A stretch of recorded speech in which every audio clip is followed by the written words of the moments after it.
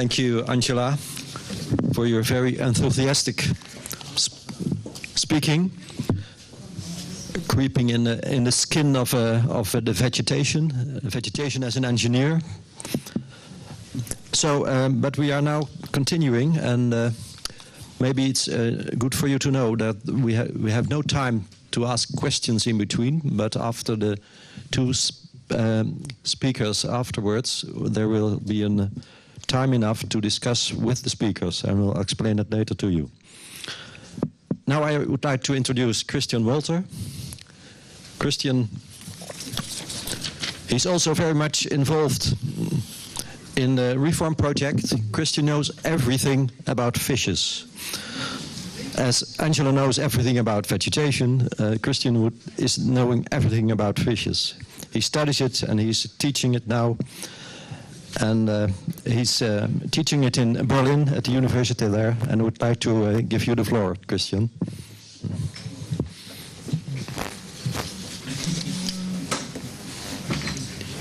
This works. Forward, backwards. The pointer. This is forward. Yes, yes. Also speak very close to the microphone. Yes, Angela is not moving too much. Okay, good morning, everybody. Thank you very much for the introduction. Also, if you need a receipt for fish cooking also, I'm responsible for that as well.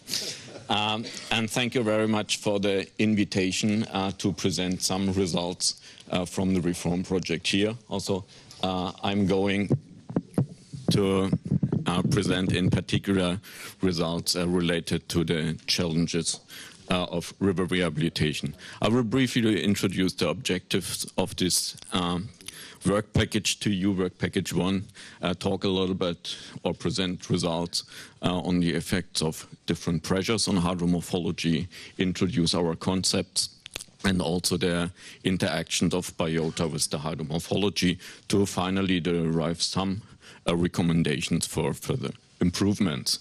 Also, the main objective of work package 1 was to review and compile the existing knowledge, what's their knowledge and how we are going to assess hydromorphology, the hydromorphological status of the river systems, which will be presented in the next talk by Massimo. Also costs related to river rehabilitation, river restoration, which will not be presented during this workshop also.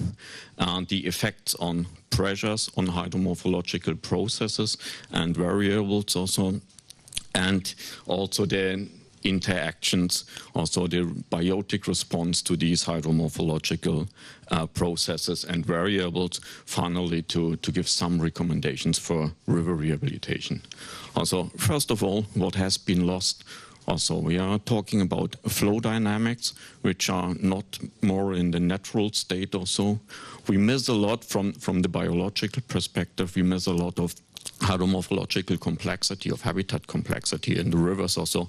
And by that I mean also the temporal dynamics and the temporal complexity which change in natural river systems between low flow season, quite important for the biota, and also high flow season, connecting the habitats also and enabling spread and dispersal also.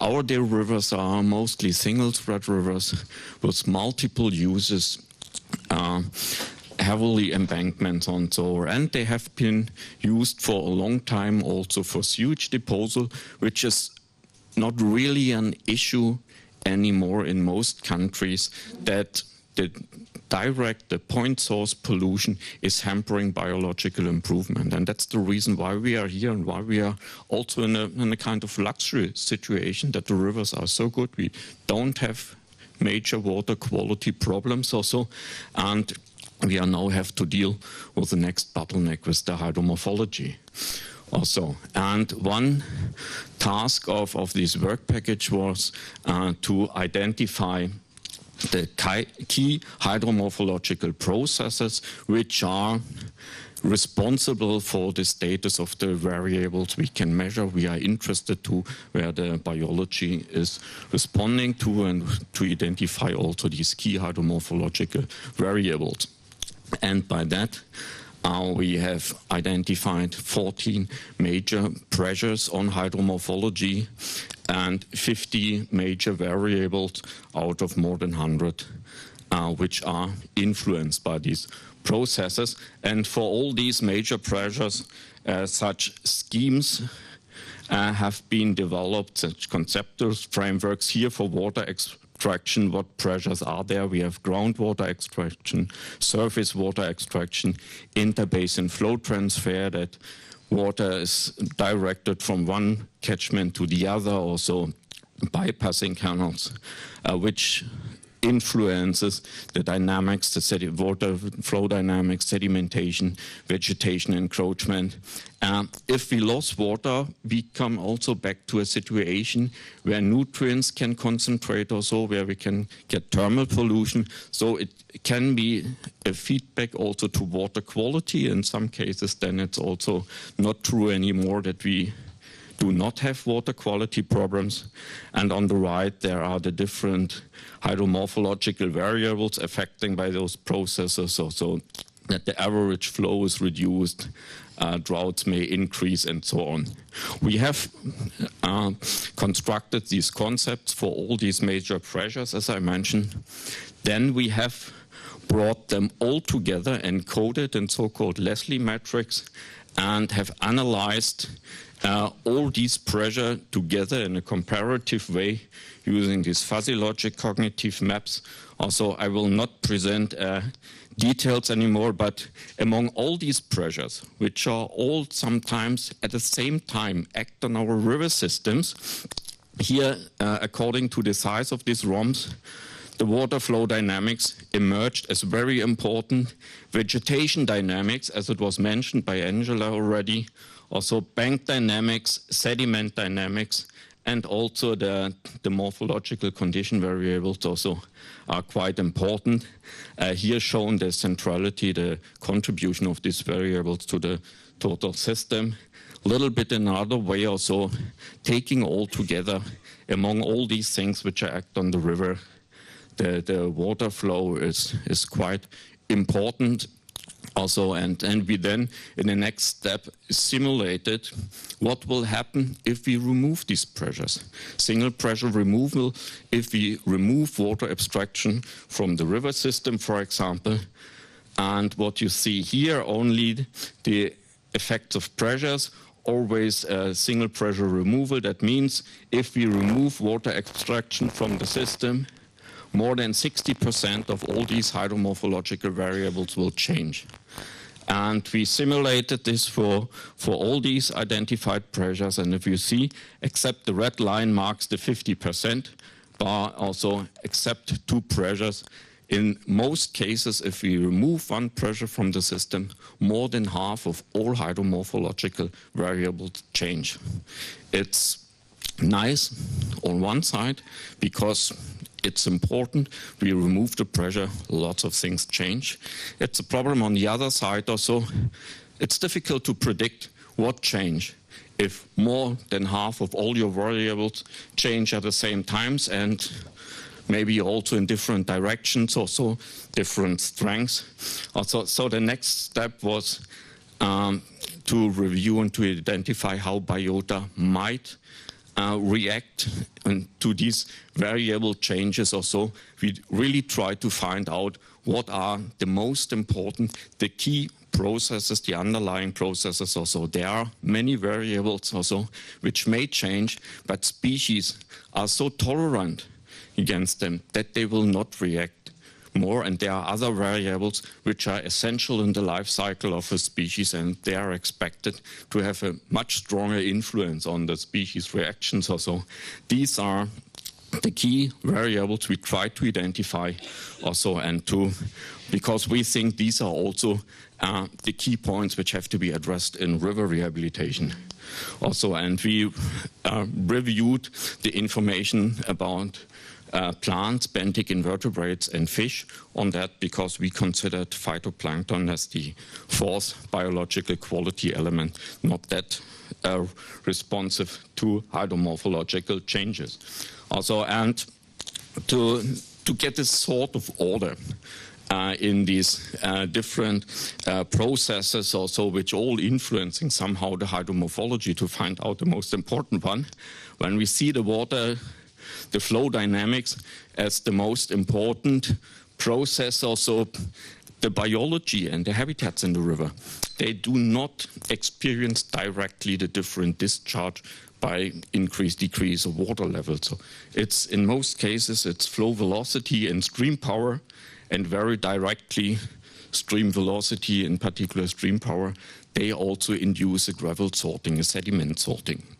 Also, and there's one sort of sediments, and that's the coarse gravel, with a well-flushed interstitial space, well oxygenated also, which is the only substrate which is more or less only maintained by stream power, and which gives a direct link to hydromorphology. Also, if you have these coarse gravels there, also then they are most probably maintained by hydromorphology. There is an intact hydromorphology in the system, and we were therefore looking for species which directly respond to these coarse gravel and depend on these coarse gravel. These are the species we considered as specific indicator, as direct links to hydromorphological changes. There's another chain. These stream power limits also the maintenance of habitats in the river system. If the flow velocity too high, is the stream power too high, for many species there are physical thresholds set also that they cannot maintain the habitat in the system. Also, they are flushed away. Also, so there's also an upper limit by stream for biology, and this upper limit is to a large degree maintained by habitat complexity. The more complex the habitats are, the more low-flowing parts, structures, also habitats we have in plant stands of submerged and emerged macrophytes also, or the discharge also increase the connectivity to sidewaters, backwaters, floodplain systems that at higher discharges, at higher flow, at higher stream power, such refuges become available in the floodplain. For plants, also the depth is important. Also, they are depending on the light and the rooting depth.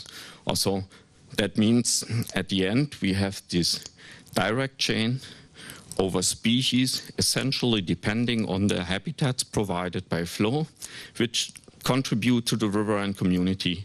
And we have this indirect change also of limitations, also the availability of complex habitats, of structures also, which allow a huge unspecific set of species to colonize a certain river stretch also. I will start with the specific indicator species. We reviewed the literature, and this scheme here is a shame for us as biologists also. There are so many species around, and we do not know really much about their biology. I would say we know more of the molecular features of a single cell than of the species which are carrying billions of these cells also. But what we have, lots of aquatic plants which are native to Europe, many invertebrate species, many fish species. We have classified only parts of them, and here for only very few of them we have really specific gravel information also, what they need and what is important for a manager, which gravel sites, very simply spoken, has to be provided that the fish is happy or the invertebrate is happy also. And I would like to mention at that point also, this is not only relevant for the gravel-dominated rivers. Also, we have in many river systems where we have rheophilic organisms, in particular rheophilic fish, the typical riverine community. They do not need everything everywhere. They are quite mobile, and they do spawning migrations over several hundred kilometers to find this spot of gravel for spawning. And other than they do it only once a year or so. And they can migrate also. And there are for sure, in the headwaters, which are gravel dominated, we have a richer variety of species which are depending on gravel, but there is still a substantial number also in the lowlands. And to show here only one example or so, and if you see the average egg number per square meter, to sustain a population, the amount of available gravel must not that big, and it must not be the dominating substrate. Also, coming to the second chain on our scheme, the flow velocity as limiting factor, which is mitigated by habitat complexity, also setting the threshold or so. This is more difficult to work with because we have no direct specialist for complexity or so. That it's more or less a category what we can then measure. But what is common in river system, that certain stretches are a little bit similar according to their natural complexity and the typically available flow pattern in the natural state. We call these functional process zones. And within such a functional process zone also, there is a typical set in a natural state of habitat complexity. And how important it is to have this complexity is here shown with the distribution of juvenile fish.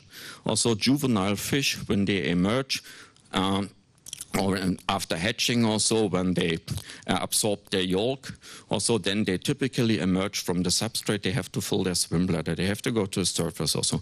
And the swimming ability of such small fish is so low that in their typical habitat where they emerge, they are by accident distributed by the flow also. And the more turbulent the flow is, the more pattern you have, the more complex the habitat is. So the easier and faster they are trapped somewhere in the surrounding, in the shallow areas, or in the low-flowing habitats where they then are able to maintain position and grow also. And we have modeled this assuming a spawning area also in a braided channel. 50% of the larvae are trapped in an area up to 6 kilometers downstream. Also, if we have the same amount of emerging juveniles in a single thread channel, also that's the dashed line, after 68 kilometers, they are trapped. Also, they need much more. The disadvantage of such comparisons is you need always, for river assessment, you need a comparison. You need the other system to compare it. You need a before-after status to compare it. You can't take a sample from the population, count the number of juvenile fish, and then say, oh, it's a good state or not. So therefore, we tried also to standardize the whole thing more, not with the juvenile fish, with a quite well-known chain of functional process zone, which is in use for more than 100 years already. These are the fish zones. We have the trout zones in the headwaters, followed by the grayling zone, the barbel zone, the bream zone also. And they all have in common that in the river system, in the longitudinal chain of the river system, there are similar functional process zones, similar between rivers, which are colonized by a rather same set of species. This set of species was very coarse. In the beginning, it was trout, was barbel, and accompanying species. What are accompanying species and how much you need also? And we tried to standardize that in a way that we have calculated the probability of occurrence of all species in this system. So that means they got more or less a number, how they belong to certain functional process zones in the river. For example, a species which is in particular or most probable in the grayling zone got a number between 4.5 and 5.5, so on and so on, all the others also. By doing that, we have classified 163 lampreys and fish species throughout Europe in a comparable way within this project, which can be then used to assess hydromorphological changes in a rather easy and comparable way. Just to give you an example how it works for the whole community, this kind of index, we have the reference situation in the Babel region, that's the natural state or so, and the whole community all together, they sums up to an index which represents the Babel region more or less. And then a very typical influence creating a weir, an impoundment, which means upstream of the weir, an impoundment, the flow velocity, sedimentation process and so on are lowered, mimicking a river section, a process zone, which is typically further downstream. And that gives the license, the anthropogenic license for fish from further downstream to colonize the upstream section, which increase the index value, also mimicking the downstream section. And we have often the opposite downstream of a weir, a ritualization effect, also that the continuing river stretch represents more or less the grayling region or something upstream. So this index, this community fish region index, also works in two directions and gives you a community value, which we found for the beginning quite promising, and we tested it also for the intercalibration data set, also this index value also, and you see for habitat alteration, which is used there in the Bream region and in the Babel region, the increase according to the increase of habitat alteration, which runs from no, low, medium to high, from left to right. Also, the index value increase, the same with the pressure index. Also, I can't provide more detailed results on that. We are still in the process of fine-tuning this indicator and working with that. So what we have achieved with this review so far, we were able to characterize the most important hydromorphological pressures. Also, we can provide limits for physical factors, threshold, tolerable flow velocities in the bank zones, so on. We have identified at least a small set of target species for specific hydromorphological processes, and with this kind of zonation qualifier with the functional process zone, I think we came also a step forward with indicator improvement. However, there are still challenges remaining also. All these engineers, they are not trained to destroy nature also. They are trained to improve a certain ecosystem service provided by the river systems, like flood protection, like transportation, drinking water supply also, things which are still needed today and which are still socially accepted. And that means many of these changes we have in the systems also, they are irreversible also, and this limits our ability to rehabilitate river in the really natural sense, what was provided by Angela for the smaller rivers also. And we have also the flood protection as a serious constraint for a lot of measures we could probably do in the river system also. So we are still working also on when we understand how it functions, what are the key processes and key habitat, to substitute them as far as possible. For example, gravel spawning in lowland rivers also, that can be work also on the heads of groin, as it's shown here. If you provide the gravel substrate there also, we have the flow, we have stream power there to keep them open. By sure, if you see here how the current goes, and if you remember the graph, the difference in juvenile trapment along the banks between the braided and the channel section. So here, much higher proportion of the juveniles will be probably lost, washed in the main stem, in the main flow, and transported even further downstream than in the single stretch river. However, a certain amount will remain in the area, will become trapped in the groiny field or so, and it's still there. And we sustain at least a small part of the species and will not lose it completely. Also, fish migration facilities can be used in a similar way and can be utilized to provide small amounts of gravel in the system also when we construct them in a way that we use natural gravel substrate. And there's a high chance in these migration facilities they are flowing and that the gravel, at least parts of the gravel, are kept clean there.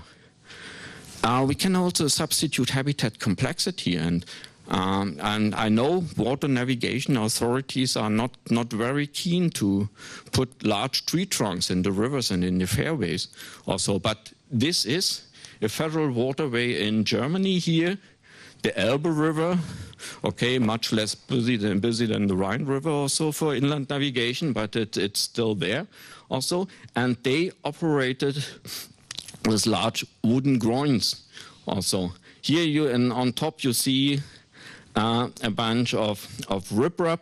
Also the groin head, the fixed groin head with riprap is doing the principal regulation work also, and here the groin provides some habitat, the availability of fine sediment, also slight island forming, wood for wood-depending species or groin. It now lasts for the second year. It survived 2 winters or so. We do not know how long it will really persist in the present form, and also a good opportunity to improve or even initiate island forming. These are an older river here. These are also old groin heads, also where the connection to the bank has been destroyed, and here also fine sediments are accumulating behind. And on a very small spatial scale, so we have the natural sediment dynamics that can be seen here. Also the moving sediments, the shallow, the warm water, so which are the essential nurseries for juvenile fish and where they are protected from wave wash from passing vessels also. However, with these structures, we need more experience. The woody groins have not been evaluated so far for the biology also, and there is still an ongoing PIANG working group on these alternative bank structures where we try to compile also alternative to give also best practice examples for rivers and navigable waterways. And as I still mentioned, within reform, we are working also on continuous working on the fine-tuning of our indicators also and on the improved species characterization. And with that, I would like to thank you for your attention.